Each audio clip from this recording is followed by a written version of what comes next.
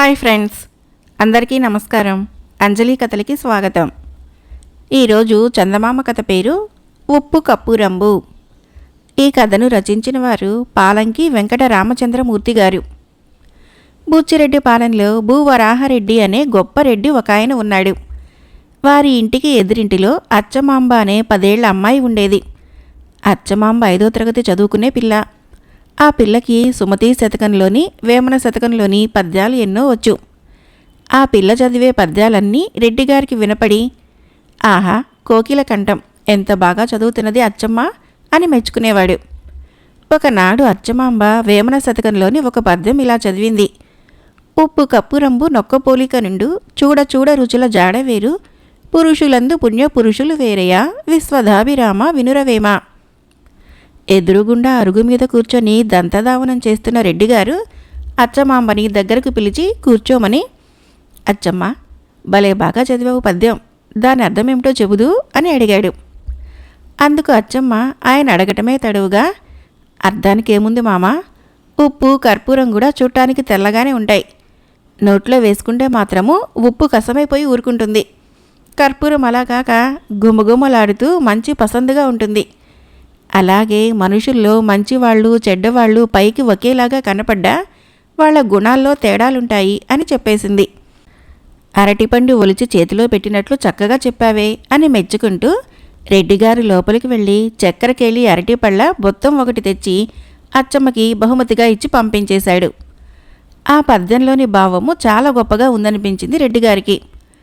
పురుషులంతా ఒకేలాగా కనపడ్డా వాళ్లల్లో పుణ్యపురుషులు వేరు అని చెప్పడానికి ఎంత మంచి ఉపమానం తీసుకుని వచ్చాడు వేమారెడ్డి అని మెచ్చుకుంటూ భూవరాహరెడ్డి పెరట్లోకి వెళ్లేసరికల్లా ఆయనకి తమ కోడి పుంజులు 2 కంటపడ్డాయి.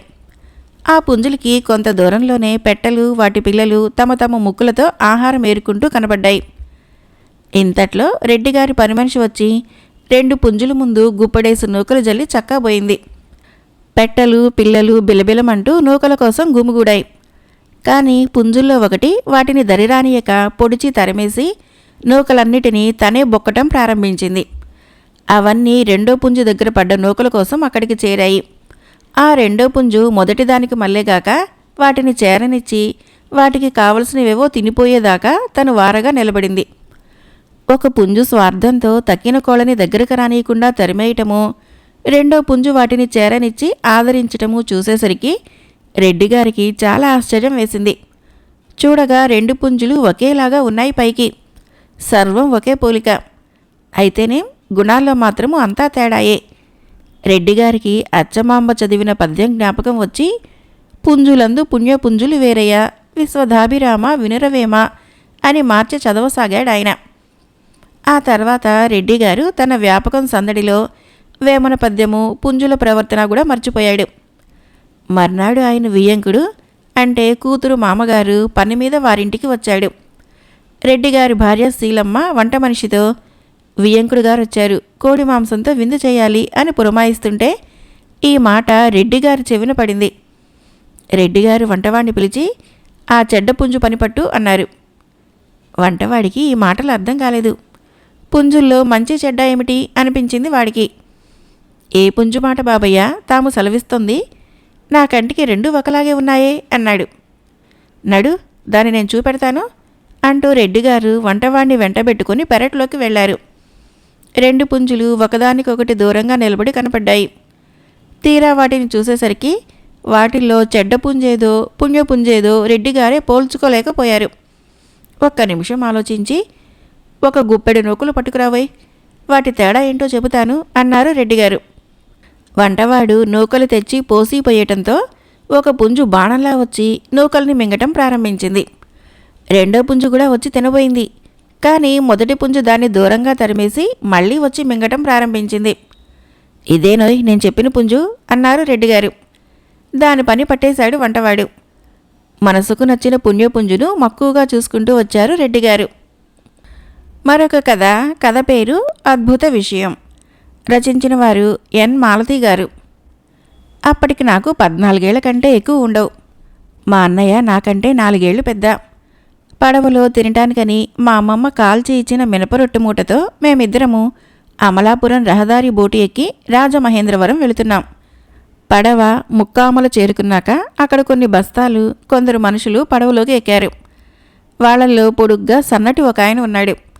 ఆయన చూడటంతోనే పడవ హాల్లో ఉన్న కొందరు దయచేయండి పేర్రాజు గారు అంటూ ఆహ్వానించారు. భలే తమాషా మనిషి, చిత్ర విచిత్రమైన కథలెన్నైనా వచ్చి ఈయనకి అన్నాడు నా పక్కన ఉన్న మీసాల కాపు. అని పేర్రాజు గారు మంచి అద్భుతమైన విషయం ఏదైనా ఉంటే చెప్పండి అని కోరాడు. ఆయన అలాగేనని సర్దుకొని కూర్చున్నాక ఇలా ప్రారంభించాడు. ఇది చాలా అద్భుతమైన విషయం, వినండి. నేనప్పుడు అమెరికాలో ఉన్నాను. అమెరికాలో ఇళ్ల అద్దెలు మన దేశంలో కన్నా చాలా ఎక్కువే గనకనే నేను పెద్ద పెద్ద భవంతుల వైపు పోక ఒక పాత ఇంట్లో గది ఒకటి తక్కువ బాడుగకు కుదుర్చుకొని అందులోకి ప్రవేశించాను. అక్కడికి వెళ్ళిన కొత్తలో నీరు, ఆహారము నాకు కొత్త చేసి ఒంట్లో అనారోగ్యం కలిగించాయి. జ్వరం వచ్చి ఒక 15 రోజుల దాకా మంచం మీదే ఉండిపోవలసి వచ్చింది నేను. ఆ 15 రోజుల్లోనూ నాకు ప్రపంచమంతా ఆ 4 గోడల మధ్యనే. ఆ ఇంటికి ఏనాడు వెళ్ళవేశారో గోడలకి అక్కడక్కడ పెచ్చులు పెచ్చులుగా ఊడిపోయి రకరకాల ఆకారాలు ఏర్పడ్డాయి. వాటిల్లో ఒక ఆకారము సరిగ్గా ఒక మనిషి మళ్ళీ కనపడింది. పరికించి చూస్తుని గదా, బెల్లి ఊడిపోయి నా చోటు మనిషికి మళ్ళీ ఉండటమే కాకుండా నేను మా ఊళ్ళో చిన్నప్పటి నుంచి ఎరుగున్న కోటీశ్వరుడు కోటయ్య శెట్టిని పోలి ఉంది. చక్క లంక గుమ్మడికాయంత బొజ్జ అతనిది. బాగా సోలెడు పొడుం పట్టే ముక్కు. రవ్వంత తేడా కూడా లేకుండా ఇవన్నీ ఆ గోడ మీద బొమ్మలో ప్రత్యక్షమైనాయి నాకు. ఎక్కడి ముక్కామల, ఎక్కడి అమెరికా, వీటి మధ్య దూరము కొన్ని వేల మైళ్ళు కదా. ఇంత దూరము లక్ష్యం చేయక నేను వచ్చానే గాని మా కోటయ్య శెట్టి ఎన్నడూ దేశం విడిచి ఎరగడే. అతడే కదలనప్పుడు అతడి బొమ్మ ఇంత దూరం వచ్చి ఈ గదిలో ఈ గోడ మీద ఎలా వెలిసిందో నాకు బోధపడలేదు. ఏమిటి ఈ చిత్రం అని ఆశ్చర్యపోతూ ఆ బొమ్మకేసే దీక్షగా చూశాను. చూస్తుని గదా, మొదటి రోజున కూర్చొని కనపడ్డ బొమ్మల్లా అప్పుడు నాకు మళ్ళనే వెల్లి కథలా ఒక మంచం మీద పడున్నట్లు కనపడింది. ఇది మరీ చిత్రంగా ఉందే. ఆ గదిలోకి ఒక్క నౌకరు తప్ప మరెవరూ రారు. వాణ్ణి ఈ బొమ్మ నువ్వేమైనా ముట్టుకున్నావా అని అడిగాను. లేదు అన్నాడు వాడు. నాకేమీ పాలు పోలేదు. ఆ బొమ్మకేసి అలా చూస్తూనే ఉండిపోయాను. నౌకరు మధ్య మధ్య మందు, సగ్గుజావా ఇచ్చిపోతున్నాడు. రోజు తర్వాత రోజు గడిచింది. నాకు క్రమంగా రోగం మళ్ళీ స్వస్థత కలుగుతోంది. కానీ గోడ మీద బొమ్మ ఇంకా అలాగే పరుండి ఉంది. మరొక చిత్రం ఏమిటంటే, మొదట లావుగా ఎత్తుగా ఉండే అతగాడి బొజ్జ క్రమంగా తరిగిపోసాగింది. ఆ ముక్కు కూడా పల్చబడిపోయింది.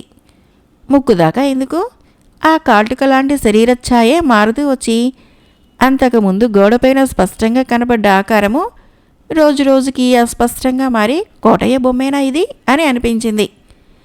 నాకు లేచి కూర్చునే సత్తువ వచ్చిన తర్వాత నౌకరుతో అబ్బి వార్తాపత్రిక ఏదైనా తెచ్చిపెడదు అన్నాను. వాడు మన దేశం పత్రికే ఒకటి తెచ్చి నా ముందు పడేశాడు. పత్రిక విప్పి చూస్తుని కదా, ఏముంది? గోదావరి మండలము కోనసీమలోని ముక్కామల కాపురస్తుడు కోటీశ్వరుడు అయిన కోటయ్య శెట్టి దారుణమైన అజీర్ణ వ్యాధి చేత బాధపడుతున్నాడు. ఘన వైద్యులంతా వచ్చి వైద్యం చేశారు, కుదరటం లేదు అని ఉన్నది. నేను విచారంతో పత్రిక కింద పడవేసి గోడవైపు చూశాను. శుష్కించిపోయిన కోటయ్య శెట్టి బొమ్మ అటు ఇటు బాధతో దొర్లుతూ ఉన్నట్లు తోచింది నాకు. ఆ దృశ్యం చూసేసరికి నాకు గుండె నీరైపోయి నేను మరో గదిలోకి మారిపోయాను. మరో 3 రోజులు గడిచాక వచ్చిన వార్తాపత్రికలో కోటయ్య శెట్టి స్నేహకోటినంతటినీ దుఃఖ సముద్రంలో ఉంచేసి స్వర్గస్థుడయ్యాడని ఉంది. నేను కన్నీరు తుడుచుకుంటూ అతడి బొమ్మ ఉన్న గదిలోకి పరిగెత్తుకుంటూ వెళ్ళాను. ఏమి చిత్రం! గోడ మీద బొమ్మ లేదు. బెల్లి ఊడిపోయి అంతమేర నల్లగా కనపడుతూ వచ్చిన చోటంతా వెళ్ళవేసినట్లు అయిపోయింది. నేను నౌకర్ని పిలిచి, అబ్బి ఈ గదికి మరామత్తు చేసి వెళ్ళవేశారా అని అడిగాను. అలాంటిదేమీ జరగలేదు, ఇప్పట్లో జరగదు కూడాను అనేశాడు.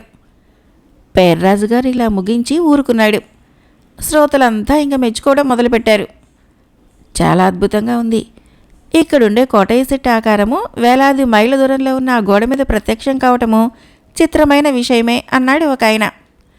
ఇంకొక ఆయన ప్రత్యక్షం కావటమే కాదు, ఇక్కడ అజీర్ణంతో బాధపడుతూ ఉన్న శెట్టిలో వచ్చిన మార్పులన్నీ అక్కడ గోడ మీద బొమ్మలో రావటము, ఇతడిక్కడ హరి అనటంతోనే అక్కడ బొమ్మ మాయమవటము మరీ చిత్రంగా ఉంది సుమండి అన్నాడు.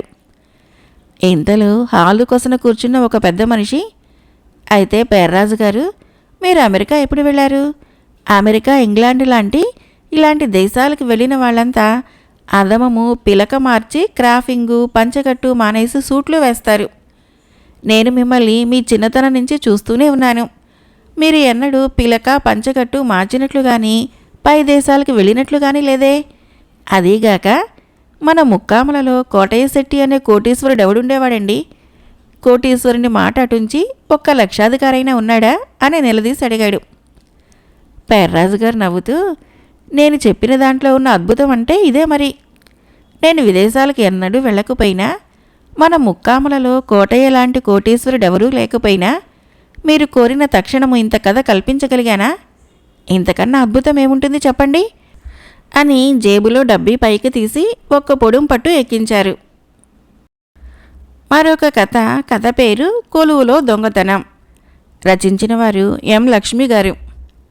దసరా పండగలలో ఒక చిట్టి తల్లి చక్కటి బొమ్మల కొలువు పెట్టుకుంది.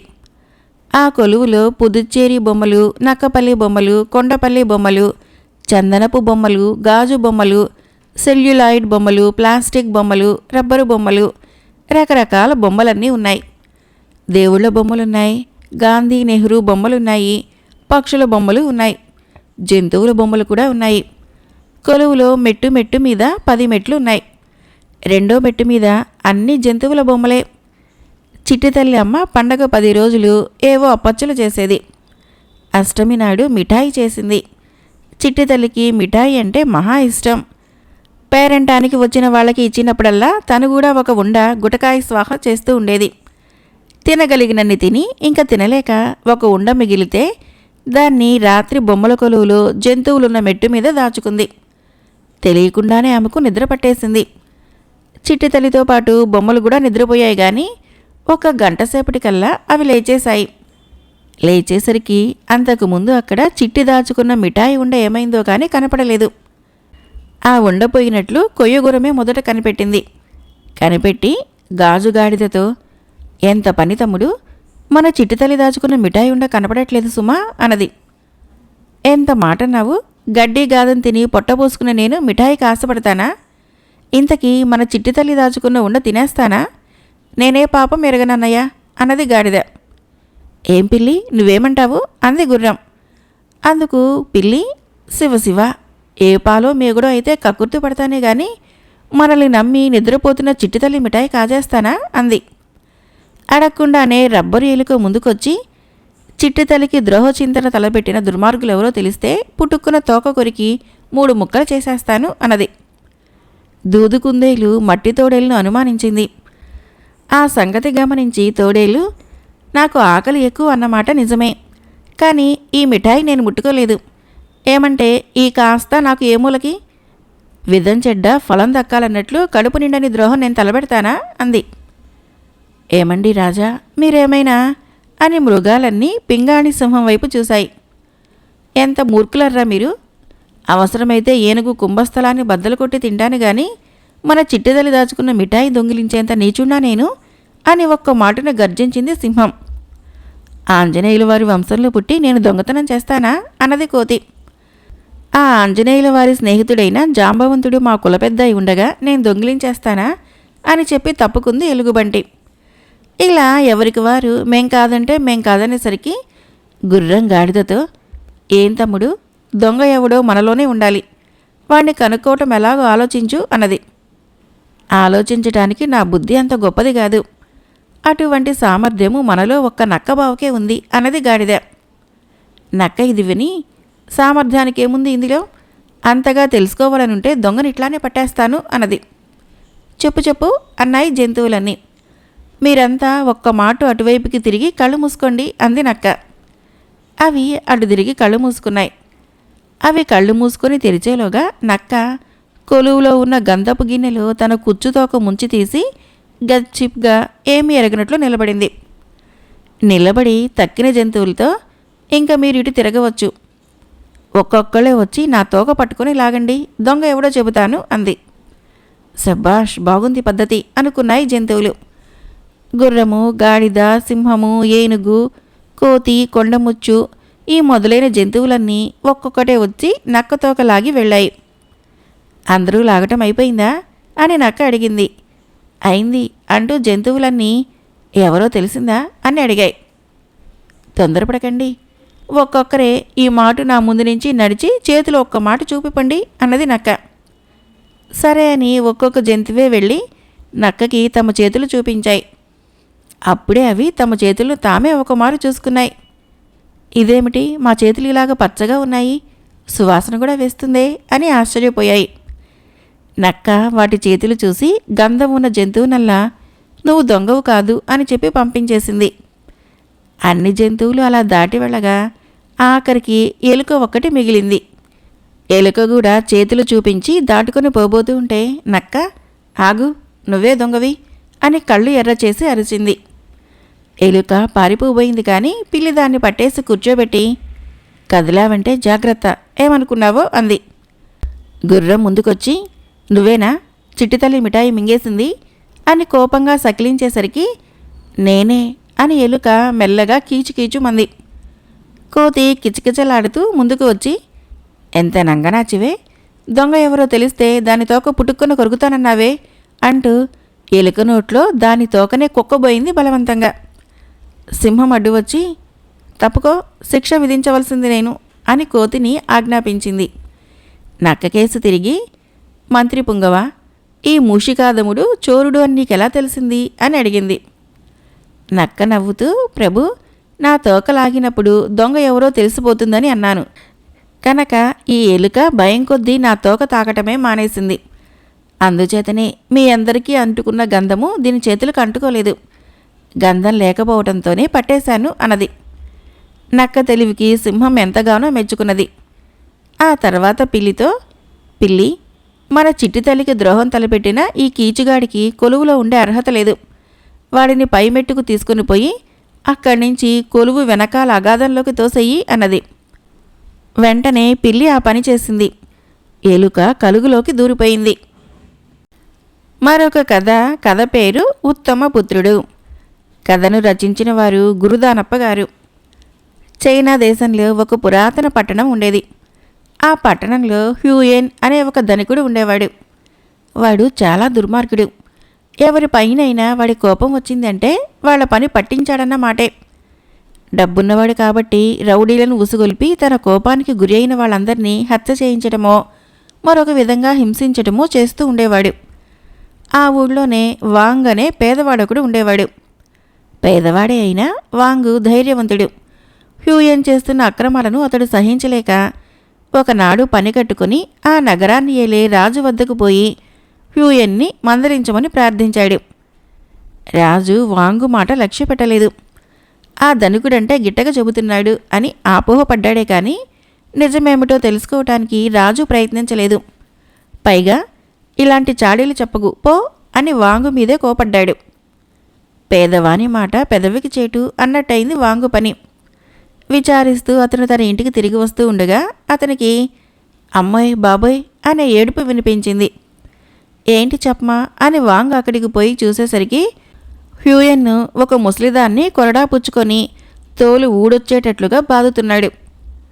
వాడు పళ్ళు బిగించి 24, 25 అని లెక్క పెడుతూ కొడుతూ ఉండేసరికి వాంగుకి గుండె నీరైపోయింది. కోపం ఉబికి వచ్చింది. తానేం చేస్తున్నది తెలియకుండానే అక్కడేదో ఒక గుణపం పడి ఉంటే దాన్ని తీసుకొని హ్యూయెన్ గుండెల్లో ఒక్క పోటు పొడిచాడు. హ్యూయెను చచ్చి ఊరుకున్నాడు. కోపంతో అంత పని చేశాడే గాని ఆ కోపం చల్లారిపోవడంతోనే వాంగు తను చేసిన పనికి పశ్చాత్తాపపడ్డాడు. తిన్నగా రాజు వద్దకు పోయి ప్రభు, నేను హ్యూయెన్ని చంపేశాను, నాకు తగిన దండన విధించండి అని అడిగాడు. అందుకు రాజు ఒక ధనికుణ్ణి పేదవాడు చంపేసేయటమా అని మండిపడి మారు ఆలోచన లేకుండా వాంగుకి మరణదండన విధించాడు. ఇంకా 2 రోజులకి వాంగును ఉరితీస్తారనగా వాంగు స్నేహితులు ఇంకా ఊళ్ళో పెద్ద మనుషులు కొందరు చేరి రాజుగారి వద్దకు వెళ్ళి ప్రభు, వాంగు చాలా మంచివాడు, చనిపోయిన హ్యూయెను చాలా దుర్మార్గుడు. హ్యూయెను చేస్తున్న దౌర్జన్యం చూసి సహించలేక వాంగు వాడిపైన చేయి చేసుకున్నాడే కానీ మరొక కారణం చేత కాదు, కనుక ఈసారి క్షమించి వదిలేయండి అని కోరుకున్నారు. కానీ రాజు చెలించలేదు. వచ్చిన వాళ్ళంతా లాభం లేదని వెళ్ళిపోతూ ఉంటే 14 ఏళ్ల బాలుడొకడు రాజుగారి ముందు సాష్టాంగపడి, ప్రభు, వాంగు ప్రాణాలకి బదులుగా నా ప్రాణాలు తీయించండి అన్నాడు. ఆ మాటలు వినేసరికి రాజుకి తక్కిన వాళ్ళందరికీ ఆశ్చర్యం వేసింది. ఎవర్రా అబ్బాయి నువ్వు అని అడిగాడు రాజు. ప్రభు, నేను వాంగు కుమారుణ్ణి. మా తల్లికి మేము 4 కొడుకులం. నేను పెద్దవాణ్ణి. నేను పోయినా మా అమ్మకి ఇంకా 3 మిగులుతారు కనుక ఆమెకు అంతగా కష్టముండదు. మా నాయన లేకపోతే మాత్రము కుటుంబయాత్ర జరగటం కష్టము అని చెప్పాడు ఆ కుర్రాడు. ఈ మాటలు వినేసరికి రాజుకి ఇంకా ఆశ్చర్యం వేసింది. ఆయన, ఒరే అబ్బి, నిన్ను మీ అమ్మ పంపిందా లేక నువ్వే వచ్చావా అని అడిగాడు. ఆ కుర్రవాడు, ప్రభు, నేను మా అమ్మకి చెప్పకుండానే వచ్చాను. ఏమంటే మా నాయన బ్రతకటం ఆమెకు సంతోషమే. అయినా కొడుకును పోగొట్టుకోవడానికి ఏ తల్లి ఇష్టపడుతుంది? నెమ్మదిగా మనస్సు ఎలాగోలాగా కుదురుపరుచుకుంటుందనే ధైర్యంతో నేనే ఇలా వచ్చేశాను అన్నాడు. వాడి మాటలు విన్న రాజుకి హృదయం కరిగిపోయింది. అబ్బి, నీ ప్రార్థన నేను అంగీకరించాను అన్నాడు. బాలుడు బ్రహ్మానందంతో మళ్ళీ ఒకమారు రాజు ముందు సాష్టాంగపడి, ప్రభు, నేను ధన్యుణ్ణి, తమకెంతో కృతజ్ఞుణ్ణి. ఎల్లుండి వరకు ఆగటం ఎందుకు? ఇప్పుడే మా నాయనను చెర నుంచి విడుదల చేయించి ఆ స్థానాన నన్నే ఉరిదీయించండి అని ప్రార్థించాడు. రాజు కళ్ళ వెంబడి బొటబొట నీరు కారుస్తూ, వెర్రివాడ, నీ ప్రార్థనను నేను అంగీకరించాను అనటంలో నా ఉద్దేశము నీ తండ్రి ప్రాణాలకు బదులు నీ ప్రాణాలు తేయించాలని కాదు. నీ వంటి ఉత్తమ బాలుడు చిరాయువై వర్ధిల్లాలు గాని ఇలాంటి దుర్మరణానికి పాలు కాకూడదు. నీలాంటి ఉత్తమ పుత్రుణ్ణి కన్నటువంటి వాంగు కూడా ఉత్తముడే కనుక శిక్షార్హుడు కాదు. దుర్మార్గుడైన హ్యూయన్ను వాంగ్ రూపంలో భగవంతుడే శిక్షించాడు అని చెప్పి తక్షణమే వాంగును ఖైదీ నుంచి విడిపించాడు. మరొక చిన్న కథ పేరు చిరునవ్వు చిరనిద్ర. కథను రచించిన వారు పి. భాస్కర రామమూర్తి గారు. మొఘల్ చక్రవర్తి అయినటువంటి అక్బర్ పాదుషాకు అబుల్ ఫజల్ అనే అంతరంగికుడు ఉండేవాడు. అబుల్ ఫజలు చక్రవర్తికి కుడిభుజమన్నమాట. అతనెంత చెబితే అంతా ఆయనకి. ఒక రోజున పాదుషా మంచి సంతోషంగా ఉన్న సమయం ఉండగా చూసి అతడిలా విన్నవించాడు. దేవరా, మన ప్రభుత్వంలో అంతా చక్కగానే సాగిపోతున్నది. ప్రజలంతా సుఖంగా ఉంటున్నారు. అక్బరు చక్రవర్తి వంటి దయాశీలుణ్ణి మరెక్కడా చూడబోము. వారి రాజ్యంలో జన్మించటము మన అదృష్టమే అని పిన్నా పెద్ద చెప్పుకుంటూ ఉన్నారు. ఈ విధంగా ఏలికను కీర్తికాంత వరించడం బాగానే ఉంది కానీ అని ఊరుకున్నాడు. సంశయించక చెప్పవై ఫజల్ అని తొందర పెట్టాడు పాదుషా. అంతటా అబుల్ ఫజలు మళ్ళీ అందుకున్నాడు. ప్రభు, అబ్బాయి గారు సలీము మన కొలువులోని నాట్యకర్త అయిన అనార్కలి పైన మక్కువ కలిగి ఉన్నట్లు తెలిసింది. ఆమెను పెళ్లాడదలిచినట్టు కూడా రూఢివార్త తెలియవచ్చింది. ఈ మాట నిజమైతే ప్రభువు వారికి ఎంత అప్రదిష్ట! ఇంతవరకు సంపాదించిన కీర్తి అంతా నిమిషంలో మాసిపోతుందే. పైగా ఇటువంటి కులహీనురాల్ని కట్టుకోవటము వంశానికే మచ్చ తెచ్చుకోవటం అవుతుందే. అదీగాక ప్రజలు తిరుగుబాటు చేస్తారో ఏమో కూడా. ఈ సమస్యతో నా హృదయము తల్లడిల్లిపోతున్నది ప్రభు అంటూ మనసులోని ఆవేదన వెల్లడించాడు. తీవ్రంగా ఆలోచించాడు అక్బరు. ఫజుల్, మీ మాటలు నమ్మవీలుగాకున్నాయి. చెప్పు చేతులతో ఉండే చిన్నారి సలీము పైన ఇటువంటి నిందను ఎవరు వేశారో? పిల్లవాడి స్వభావం నేను ఎరుగనా? అయినా నీ మాట కొట్టివేయలేను. నిజాలు నేను తెలుస్తాలే. మా క్షేమం కోరిన నువ్వు ఈ లోపల కుర్రవానికి తగు రీతిగా మందలిస్తూ ఉండు అని చెప్పాడు. మరునాడు రాత్రి దర్బారులో గొప్ప నాట్య ప్రదర్శనం.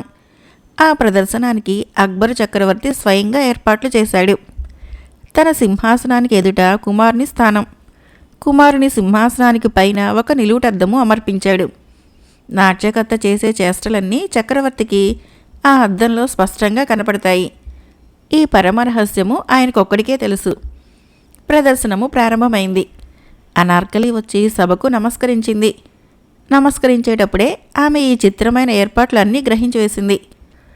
పాదుషాకు ఎదురుగా ఉండి నాట్యం చేయవలనే కానీ వెన్ను చూపటం మర్యాదకు లోపం. ఈ సంప్రదాయం తెలిసిన అనార్కలి చాలా మెలకువతో మసులుకోచొచ్చింది. అనార్కలి నాట్యం చేస్తూ ఉంటే ప్రతివారు ఊగిపోయారు. చక్రవర్తి తన్మయుడయ్యాడు. ఆమె ఎంతసేపు ప్రభు వైపే తిరిగి నాట్యం చేస్తున్నది కానీ తనకు పంచప్రాణాలు అయినటువంటి సలీము వైపు ఒక్కసారైనా ఇంతవరకు చూడలేదు. ప్రదర్శనము పూర్తి కావచ్చింది.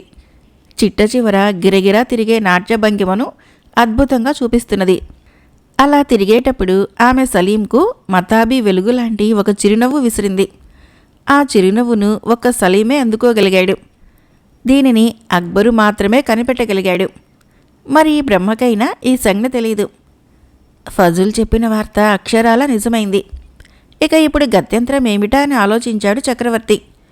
అబుల్ ఫజుల్ చేత అనేక విధాలా చెప్పించాడు సలీంకు. ఎంత చెప్పినా ఈ విషయంలో నా మనసు మారదు. లావణ్య నాట్యరాణి అయిన అనార్కలిని తప్ప మరెవరిని పెళ్లాడను అని అతడు ఖచ్చితంగా చెప్పివేశాడు.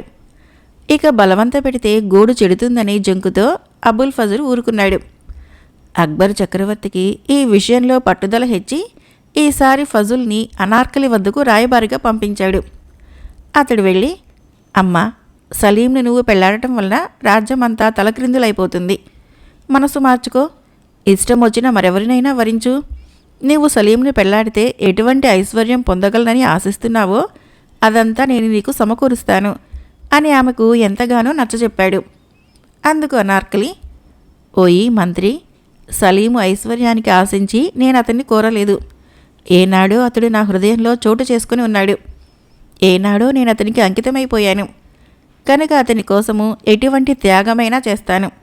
ఈ విషయంలో నా మనసు మారదు అని తన నిశ్చయాన్ని వెల్లడించింది. దయామయుడని పేరు పొందిన అక్బరు చక్రవర్తి ఈ సందర్భంలో కర్కశ హృదయుడైనాడు.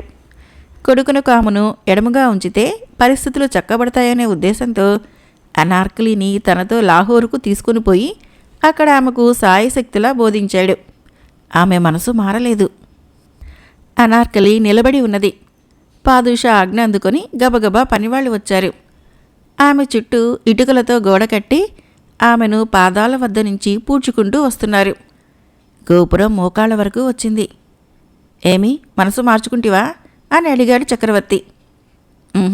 అన్నది అనార్కలి చిరునవ్వుతో. కట్టడము నడుము వరకు వచ్చింది. మళ్ళీ అడిగాడు అక్బరు. మళ్ళీ అలాగే సమాధానం చెప్పింది ఆమె. ఒక్కొక్క ఇటుక వరుస పూర్తి అయినప్పుడల్లా, ఇప్పుడైనా మనసు మారిందా అని అక్బరు అడుగుతూనే ఉన్నాడు.